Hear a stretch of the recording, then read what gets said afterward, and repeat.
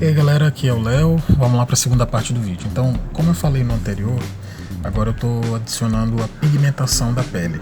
O que acontece bem ali? Vocês vão ver bem no quadro que tem alguns tubinhos de várias cores, lilás, azul, vermelho, amarelo, verde. E essa pigmentação da pele, normalmente eu faço numa peça grande, é utilizar todos esses tons, além de usar marrom, além de usar o branco. E eu faço isso aplicando com um pincel. Eu molho o pincel e vou fazendo eu vou salpicando gotinhas bem pequenas de tinta nessa peça. Nesse aqui eu quis experimentar uma coisa diferente, que é usar um efeito de wash. O que é o wash? O wash é uma técnica de aplicação de tinta. Pode ser feito com qualquer tinta ou com uma tinta específica chamada wash, que é usada para essa técnica. E você dá um banho não literal na peça, apesar de que aí pareceu que eu joguei tinta aleatoriamente, e pior que fiz isso, né? Mas você joga tinta na peça e você espera que essa tinta se acumule nos recessos, nas áreas profundas. Não é a mesma coisa que a gente está fazendo aqui. Você pode usar o wash aplicando com uma esponja, com o dedo, com um papel para retirar os excessos. No caso eu usei uma esponjinha porque usando a esponjinha com a técnica do wash, ela vai deixar várias texturas e a ideia é justamente deixar uma textura na pele. Dá aquela sensação de que tem várias cores se unindo por baixo da pele, né? E dando aquele aspecto que todo mundo tem, de translucidez, você consegue enxergar várias coisas ali, né? Apesar de não ser totalmente transparente. Então aplicando o wash ajuda. Eu quis fazer da seguinte maneira: você não tem um wash pronto, pega qualquer tinta que você tem, dilui em água, que é o que você está vendo ali na minha paleta de cores, é a tinta bem diluída, bem aguada, e você pode aplicar assim mesmo. Não diluir demais se você for fazer dessa maneira aí que eu estou fazendo, usando a esponjinha. Se você diluir e deixar muito aguada, a esponja não vai conseguir deixar a textura, vai ser um pouco mais difícil. O que não é um problema. Se você está com a tinta bem aguada, aplica uma vez, espera secar totalmente, aplica uma segunda mão daquela mesma tonalidade, certo? Nessa etapa eu já tinha aplicado a azul, né, e estava já aplicando a vermelha e usando o vento do aerógrafo para ajudar na secagem. Então basicamente você pega isso.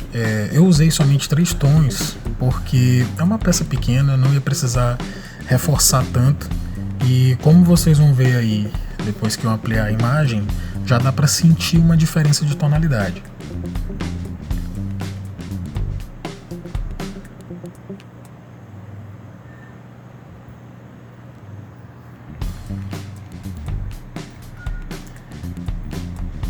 Então dá uma observada agora como é que você consegue ver que tem amarelo, você consegue enxergar uma coisa puxada do azul para o verde e um pouquinho de vermelhidão. É sutil, mas você já vê que parece uma pele.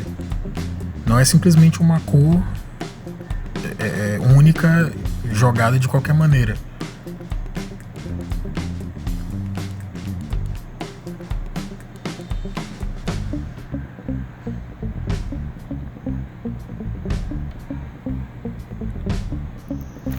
Agora vem uma coisa importante.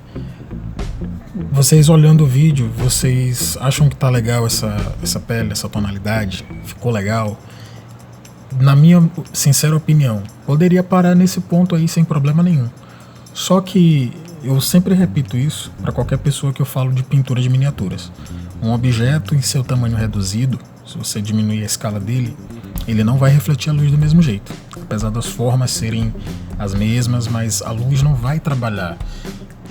Pelo simples fato de que a gente não está querendo olhar a gente está querendo ver uma representação daquele objeto real em tamanho menor.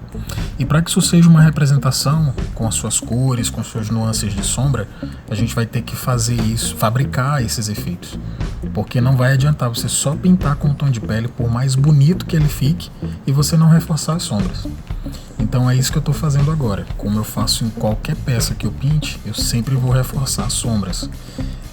Às vezes eu reforço até uma sombra que não é a sombra natural das curvas da pele. A gente chama de sombra projetada. O que é essa sombra projetada? Pela sombra ali, por exemplo, a luz que está vindo num ângulo de 45 graus aqui de cima de você, ela vai projetar um pouco da sombra da tua cabeça em cima do teu ombro, em cima do peito. Então a gente às vezes trabalha um pouquinho essa sombra projetada. Isso não é comum numa escultura, né? Nas escalas 1/6, até menores, escala 1/10, aquelas esculturas que você encontra das grandes marcas, isso não é feito, né? Tá uma coisa mais que fica ao critério do colecionador que está pintando, que está fazendo uma personalização, tá? Mas em todo caso eu considero muito importante você reforçar essas sombras. Se vocês observarem agora, eu estou fazendo, ela tá com um tom, inicialmente ela tinha um tom bem amarelado, né? E aí já está até ali no papel, eu fiz algumas misturas a mais usando tons de vermelho, marrom bem avermelhado e um pouquinho de preto para que eu chegasse naquele tom ali bem chocolate, parece chocolate, um tom de madeira bem escuro. E aí a sombra ficou com uma aparência melhor, na minha opinião, porque eu queria dar um contraste, como tá na imagem que eu usei de referência. A sombra era bem escura, bem marrom, e a pele ia ficando mais clara quando ia para as áreas mais acima, né? Então eu quis repetir esse efeito. E pelo que me parece, ficou satisfatório do jeito que tá aí, né?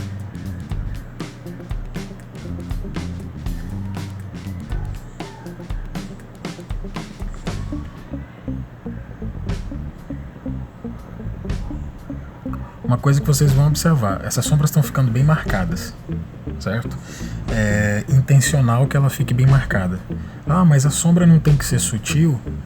Tem, claro que tem que ser sutil. Só que eu já tinha falado no outro vídeo, esse processo é uma sucessão de camadas em cima de outras camadas. Então, depois que eu finalizo a sombra, que eu estou satisfeito com o local onde eu coloquei, observa bem aí na ampliação, eu estou satisfeito com a localização delas. Então agora eu vou partir para a cobertura com o tom base da pele de novo. Eu não falei sobre essa questão de tom base, tom médio, tom claro, tom escuro. Vocês podem me pedir e aí eu faço uma lista de vídeos que eu tenho que explicar alguma coisa e vou mostrando para vocês. Mas por tom base aqui eu quero dizer o tom que eu defini que seria a pele dele. Ou seja, um tom mais moreno, um tom mais claro, ou um tom de pele negra. Esse seria o tom base. Nesse caso é um tom mais claro.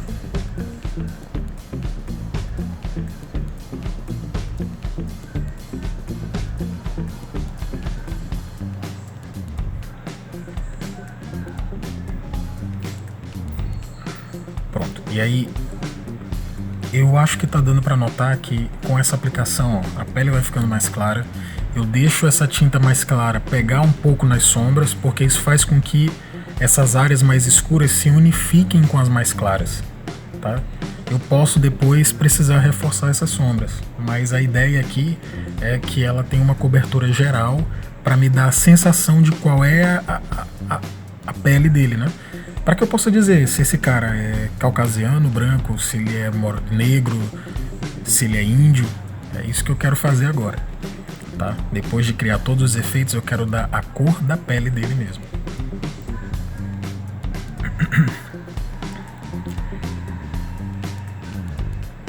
A gente continua no próximo.